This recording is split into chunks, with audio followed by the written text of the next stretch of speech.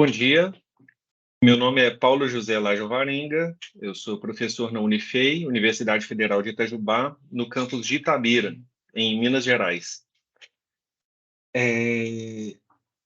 Além disso, além de professor na Unifei, então eu sou cientista da computação, minha área é de recuperação de informação, eu mexo muito com trabalho com inteligência artificial para melhorar recuperação de informação, que são máquinas de busca. Tenho muitas participações de projeto em extensão. Um dos que eu tenho sido mais ativo, eu sou técnico das equipes de maratona de programação, que são competições tecnológicas que envolvem programação. Também tenho um projeto de ensino de programação para crianças, o ensino fundamental, e participo de algumas linhas de pesquisa envolvendo inteligência artificial e sistemas embarcados, visão computacional. Participo também de algumas entidades, igual a MTAC, e o Cardume, normalmente na questão de divulgação de conhecimento técnico e de inovação. Então, organizo algumas Startup Weekends ou hackathons, e costumo participar como mentor. Normalmente eu viro a madrugada mentorando, eu sou o mentor da madrugada. E que eu tenho a falar hoje, o que eu vou falar, é bem sobre um pouco da minha experiência, tanto nessa parte de ensino, quanto na parte mesmo de decisões, tanto na questão do ensino mesmo, como eu tinha falado, mas também nas questões de competição e outras situações em que, às vezes, há muito ruído, né? Então, há muitos problemas que a gente não resolve da maneira mais adequada por falta de comunicação, muitas vezes, né? É, Muitas vezes, então, na questão da docência, já aconteceu, então vou relatar uma situação que aconteceu. Eu dou aula para engenharias, então na Unifei em Itabira nós temos 9 engenharias. E, como parte do ciclo básico, uma das disciplinas é cálculo. Então, cálculo um era o terror dos ingressantes. Por quê? Qual que era a situação? Um aluno que entra na faculdade, ele não está tão preparado assim para o ritmo de estudo da instituição da faculdade. Ele está mais acostumado com outro ritmo, que é o ritmo do ensino médio, que ele já sabe quais disciplinas que ele tem, ele já sabe quais que ele é bom e quais que ele é ruim, quais que ele tem que dedicar mais. E, normalmente, um aluno entra na engenharia falando assim: eu sou muito bom em matemática. Então, é por isso que eu estou fazendo engenharia. Então, eu sou bom em matemática, vou estudar as outras matérias, matemática eu já sou bom. E acaba que nem sempre é tão bom assim, né? Ele descobre que cálculo é outro mundo.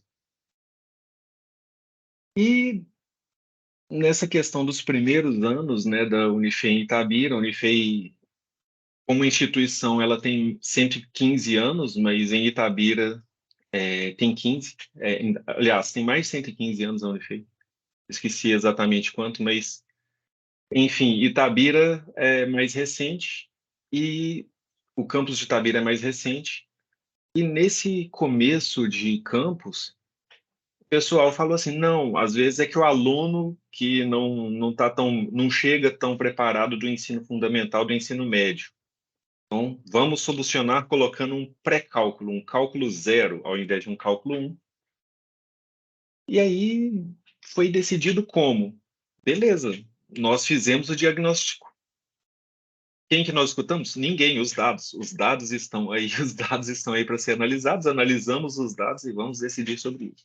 Então, os professores decidiram sem tentar ouvir ninguém, simplesmente falaram: ok, a solução para isso é colocar um cálculo zero, na qual os alunos aprenderão coisas do ensino médio que eles deveriam saber para entrar na faculdade, já que eles não estão dando conta de cálculo um.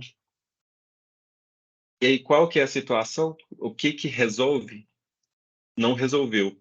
O, essa solução, então, se tinha uma retenção de 90% com cálculo um, essa retenção continuou de 90% no cálculo zero.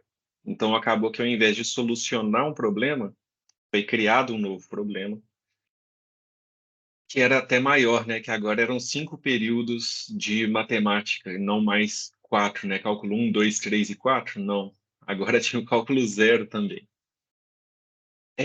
E aí que então foram procurar os alunos e tentar entender o que estava acontecendo, porque embora fossem outros alunos, o problema permanecia e do mesmo fato. E aí eles foram entender que o problema não é que eles não conheciam as coisas. O problema é de fato que eles não viam em que ia ser utilizado aquilo.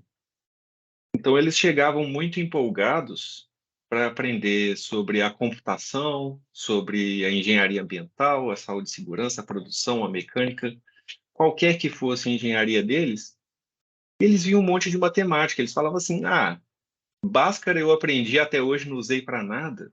Essa tal de integral, essa derivada aí, vai ser a mesma coisa, não vou usar para nada também. E eles não davam a importância e achavam que era difícil e falavam: uma hora eu passo e sigo para frente. O que de fato resolveu? O que de fato resolveu é que a gente foi, juntou com os professores das linhas de matemática e a gente conversou com ele. Ei, peraí, então se o problema está sendo que os alunos não vislumbram aí um uso real da matemática, então vamos logo de cara, logo que ele entra, vamos dar um trabalho prático, um trabalho que ele vai correr atrás de descobrir qual que é o diferencial dele. Então a gente propôs que em cálculo um, então cancelou cálculo zero só serviu para atrapalhar, e cálculo um, todos os professores dariam um trabalho prático, que era o aluno investigar e fazer tipo um projeto final de curso mesmo, mas no início de curso, então mais simples, em que ele buscaria qual a aplicação na sua área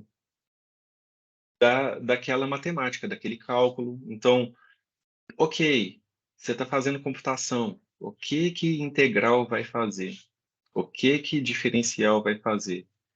Então, o que que geometria analítica vai fazer?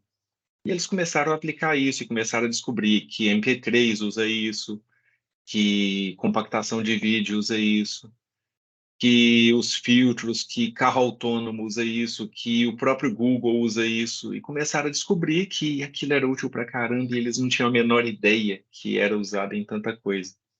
Assim como os outros, né, de mecânica foram descobrindo, então todos os alunos acabaram descobrindo que aquilo servia para algo. E aí vem aquela questão de até o Paulo Freire coloca, né? A gente não tem que ensinar o aluno enfiando pela goela, a gente tem que adaptar a realidade dele. E qual que é a realidade do aluno? A realidade do aluno é que ele quer aprender engenharia específica do tema que ele quer, elétrica, mecânica, computação. Então, a gente só começou a conversar na mesma língua deles quando a gente atendeu a expectativa deles. E como que a gente chegou a expectativa deles? É justamente a partir do momento que a gente ouviu o aluno e entendeu qual que é a expectativa deles. Então, muitas vezes, dados soltos não têm o contexto necessário para você decidir. Uma tomada de decisão é muito mais do que uma análise de dados. Uma tomada de decisão exige contexto, e muitas vezes esse contexto vai vir de escuta. Muito que eu tenho dedicado na minha atividade de docência é justamente tentar entender uma melhor forma para ensinar alunos como que eles vão usar o que eu estou ensinando no dia a dia. E eu tenho notado que os alunos eles têm um certo receio de ficar, como que eu vou falar, dedicando tempo. Vou usar o termo que eles usam, gastando tempo. tempo para eles é uma moeda. Tempo para eles é uma moeda. Se eles estão usando essa moeda em algo que não vai dar retorno para eles, eles estão esbanjando, eles estão gastando o tempo deles em algo que não é útil para eles. Então, um dos desafios é mostrar que o que eu tenho a ensinar é útil. Se eles acharem que é inútil, eles vão resolver de qualquer outra forma. Eles vão usar o ChatGPT, eles vão usar qualquer outra ferramenta disponível na mão deles. Eles vão pedir para um aluno fazer para eles. Eles vão pagar alguém para fazer para eles. Mas eles não estão dispostos a desperdiçar tempo. E isso eu tenho visto cada vez mais, né? Então, durante a pandemia, os alunos assistiam as aulas gravadas. Eles preferiam ver as aulas gravadas do que ao vivo, porque eles podiam colocar o play no vídeo 1,5 vezes, 2 vezes. Então, mesmo perdendo a interatividade, eles preferiam ver as aulas somente gravadas e não interagir, porque eles perderiam menos tempo. E para modificar um pouquinho isso e tirar um pouquinho dessa passividade que eles acabam ficando na ânsia de ganhar tempo, eu comecei a mudar um pouquinho a minha abordagem, inclusive usando algumas técnicas que eu aprendi com outras instituições. Vieram professores da Universidade do Minho, de Portugal, e de Delaware, nos Estados Unidos, mostrar para a gente metodologias ativas de ensino. E a gente fez vários cursos específicos para aplicar metodologias ativas de ensino. Que o que que é isso? Nada mais é do que você, ao invés de dar uma aula e o aluno finge que te escuta enquanto você está falando, né? Então, exemplo, uma televisão. Quando você está assistindo televisão, você está completamente passivo. Você não interage com a televisão. Você só ouve o conteúdo, assiste o conteúdo, mas não tem nenhuma interatividade. E muitas vezes durante a sala de aula, e principalmente nesses momentos de pandemia, foi muito claro que o padrão de comportamento é a passividade. O aluno está lá, às vezes olhando para você, parece que ele está atento, mas ele não está. A mente dele está dispersa em qualquer outro lugar. E aí que vem é muito comum eu chego e falo assim, dou algum conteúdo quando eu estava nesse tipo de modelo, eu dava algum conteúdo e fala, vocês concordam com isso? Aí eles, aham, mas eu acabei de falar um absurdo, vocês concordam com esse absurdo que eu falei? E eles falavam, não, peraí, repete o que você falou. Ah, então vocês não estavam prestando atenção. Aí eu vou e falo, eles, não, eu concordo sim. Então tá bom, então vocês de fato concordam com o que eu falei.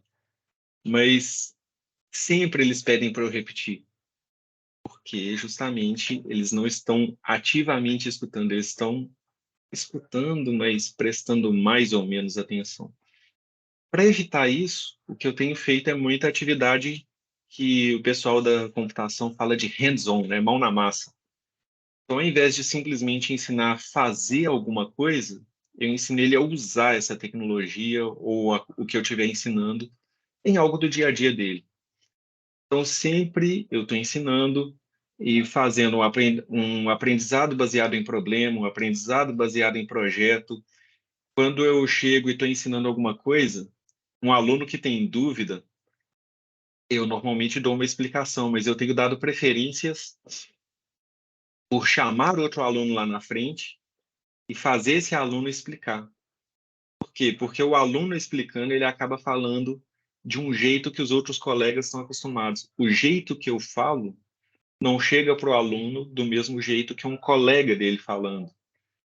Então, eu já tenho mais formalismos na maneira que eu falo que eles não usam, eles até às vezes não entendem muito bem. Enquanto um outro aluno ele vai falar mais na língua dele, já vai usar algumas gírias, alguns contextos, algumas vivências do dia a dia dele. E isso ajuda muito. Então, colocar o aluno e mostrar ao aluno que ele não é hierarquicamente inferior, mas sim ele é um futuro colega, né? Ele está ali do seu lado. Isso ajuda muito. E trazer ele para a questão ativa, né? E não ficar passivamente aprendendo, tem ajudado muito. E justamente nessas tentativas a gente tenta colocar algo além da sala de aula. Então, levar isso para crianças do ensino fundamental, levar isso para eventos externos, tem se mostrado algo assim extremamente diferente. No projeto que a gente faz para ensino de programação para crianças, a gente percebeu que ao aprender a programar, o menino que às vezes nem sabia ler, ele passa a aprender as outras matérias. Por quê? Porque ele aprendeu um pouquinho de lógica? Também. Então, às vezes o tipo de lógica de programação ajuda esse aluno a aprender um pouco melhor outras coisas. Então, essa lógica vai ativar comparações que ele não fazia antes e que ajuda na absorção de outros conteúdos. Mas principalmente porque ele instiga o aluno a aplicar coisa de um monte de matéria que ele acha inútil na computação. Então, o joguinho, quando você está fazendo um jogo, você coloca elementos de história no jogo. Então, fala, descreva, faça um jogo com uma situação da história, faça um jogo com uma situação da geografia. O aluno começa a querer aprender essas matérias para aplicar isso no programa dele. Então, de alguma maneira indireta, ele quer aprender outra coisa porque ele vê algo prático, ativo para isso. E aí é, é bem. Eu tive algumas experiências justamente nessa questão. Então, um ponto que eu queria falar também era quando a gente foi trabalhar com programação nas escolas, tinha dois perfis de aluno. O aluno que muitas vezes, o aluno, as escolas que poderiam escolher esses alunos era um projeto para as escolas públicas. E a escola resolveu que ela ia colocar os alunos com piores notas, com mais problemas, para fazer parte do projeto.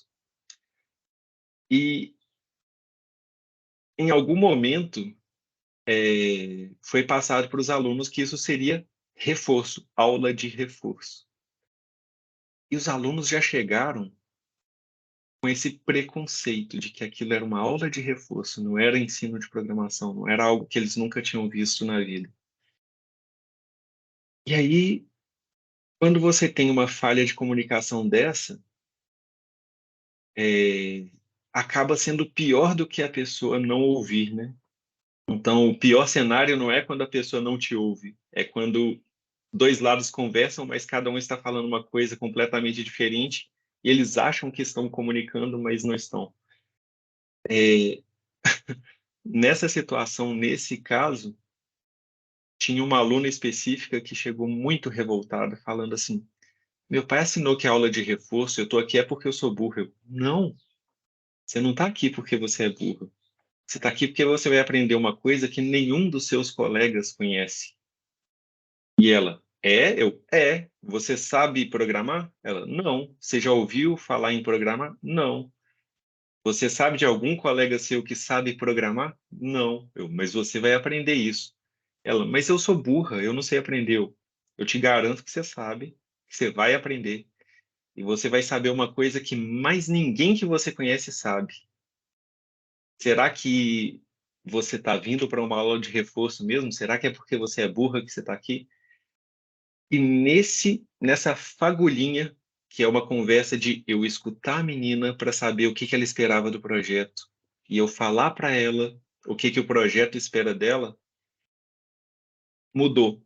E o comportamento mudou e ela mudou o comportamento, inclusive na sala de aula. Então, mais importante do que executar o projeto, mais importante do que fazer algo que você considera bom, que vai causar mudança, e às vezes a pessoa nem sabe quão impactante é essa mudança na vida dela, você tem que conversar.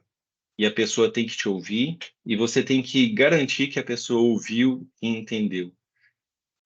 Simplesmente falar por falar, simplesmente decidir sem ouvir o outro lado, simplesmente tomar ação, ignorando o fato que você está lidando com um monte de gente, normalmente vai levar a uma decisão equivocada que vai gerar mais problema do que solução. Eu tenho tido, graças a Deus, muito sucesso nessas abordagens, nesses projetos todos. E o ponto justamente que eu tenho visto é justamente de conseguir fazer com que a pessoa se interesse, conseguir fazer com que ela pare um pouquinho do tempo dela e escute, que ela se permita escutar, que ela se permita agir, interagir. E isso tem sido gratificante, isso tem dado o retorno que eu espero como educador, né? Bom, é, acredito que é isso. Agradeço a todos aí por terem me ouvido falar um pouquinho sobre essas minhas ações. Obrigado.